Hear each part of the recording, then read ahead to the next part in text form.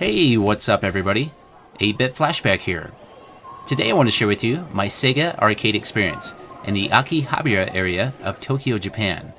Me and my family visited Japan for a much needed vacation back in 2019, and we explored many areas of Japan by riding trains, subways, and a lot of walking. Along the way, we've seen a lot of cool things and amazing places that I wanted to see since I was a kid, and we really tried to embrace and experience as much of the culture as we could.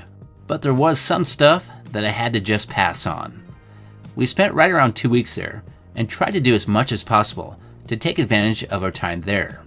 And one of the major things that I wanted to do was visit the Sega Arcades in Akihabara, along with some retro game hunting, and I did make a video about the retro games there that will be in the description if you have not seen that already.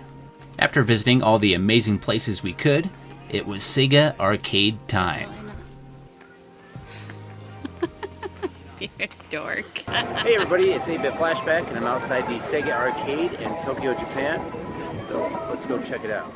In Akihabara, the electric town, there is multiple Sega Arcades that I visited, but I spent the most time at Sega Buildings 1, 2, and 3. Sadly, Sega Arcade Building number 2 is now permanently closed, but luckily I was able to visit Building 2 before the closure. The rest of the Sega Arcades are still open, and hopefully it stays that way, because me and my family had an amazing time at these arcades. So the first Sega Arcade we visited was Sega Building number 3. The first 3 floors mainly contain prize games, and floors 4 and 5 contain arcade games, and on floor 6 is the virtual reality games. Here's a few pics of some of the prize games, and there's a huge variance of different prizes you can win, and we did try out quite a few of these prize games, and we won a few things, but nothing big. After trying out a couple prize games, it was time to head up and start playing some actual arcade video games. So far all these are Sega. And a lot of these games were Sega based. There is a huge variety of games to pick from, and a lot of multiplayer games, such as Wonderland Wars, which is advertised as the first MOBA or multi-online battle arena game that was released on February 19th, 2015 in Japan. There was also some retro classics mixed in, such as House of the Dead 1 and 2. After spending a decent amount of money on this floor, we headed up to the next floor. On this floor, they had a lot of puzzle-based games that were very decorative and neatly arranged.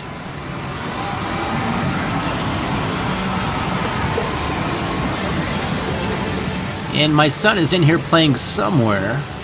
There he is. Off to the side over here, they had a lot of music-based games, such as this DJ machine, and some dancing machines that looked really cool.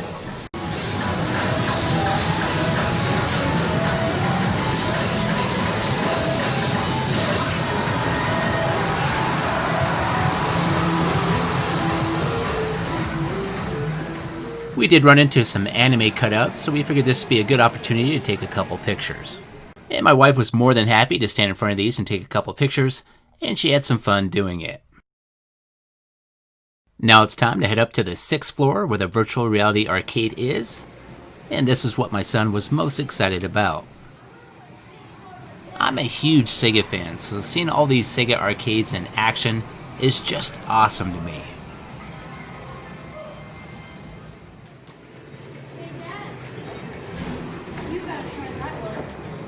Taboo, I heard that one's way scary. So on this floor, they have multiple virtual reality games, and the prices vary for each game. Here's a look at some Sega souvenirs. We got some pins and badges.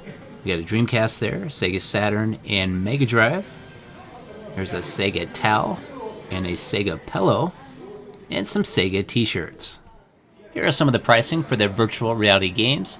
They started at about $8 and go all the way up to about $20. The first one we tried was a cool samurai game where you sit on a virtual horse and fight enemies with a bow and arrow and a spear.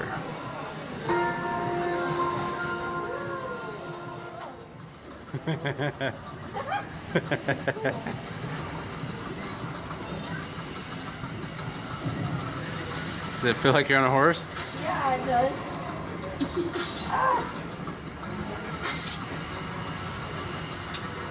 Were those people innocent? The attendants here were very helpful on giving tips and pointers for how to play the game.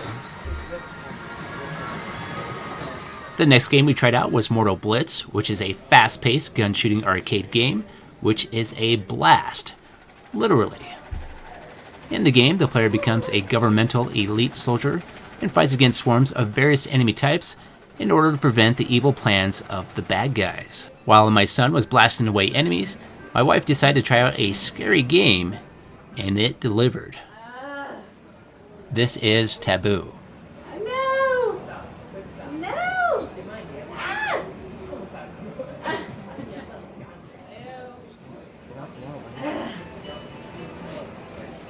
After playing at the Sega Arcade Building Number 3 for quite a while, we headed to the next arcade, which was Sega Building Number 1.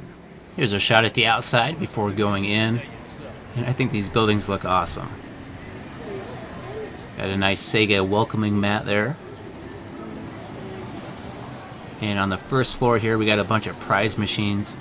And that's how most of the arcades are set up, at least for the Sega.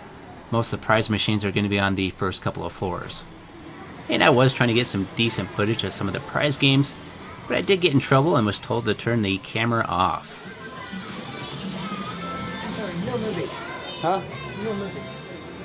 So we headed up to the next floor, and on this floor, they had a bunch of racing games. And me and my son battled it out in a couple races, and of course, I won. Well, at least one of the races. We also had a couple duels in an awesome fighting game. This is Virtua Fighter 5 Final Showdown.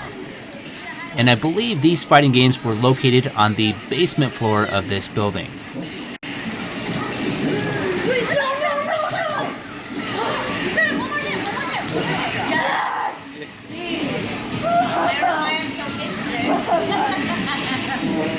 Got him.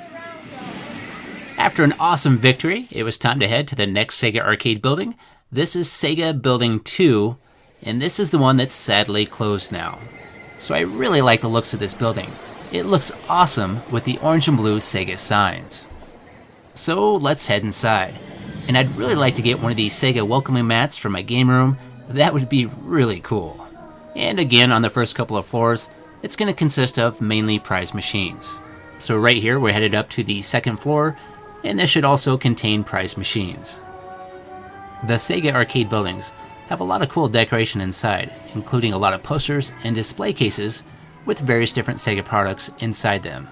So on this floor, we did try our hand at a couple different prize machines trying to win some cool prizes, but we didn't have any luck.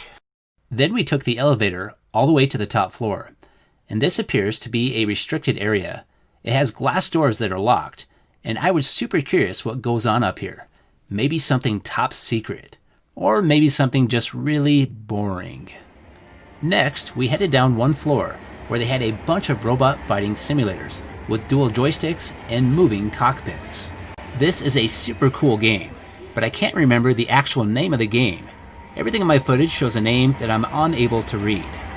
We did explore the rest of the floors in this building, but they mainly consisted of just prize machines, with not very many arcade video games. But we still ended up playing on this floor for quite a while. That's cool. Okay, it's time for me to go. If you liked this video, if you could, hit that like button, and have yourself a great day, and I'll see you next time.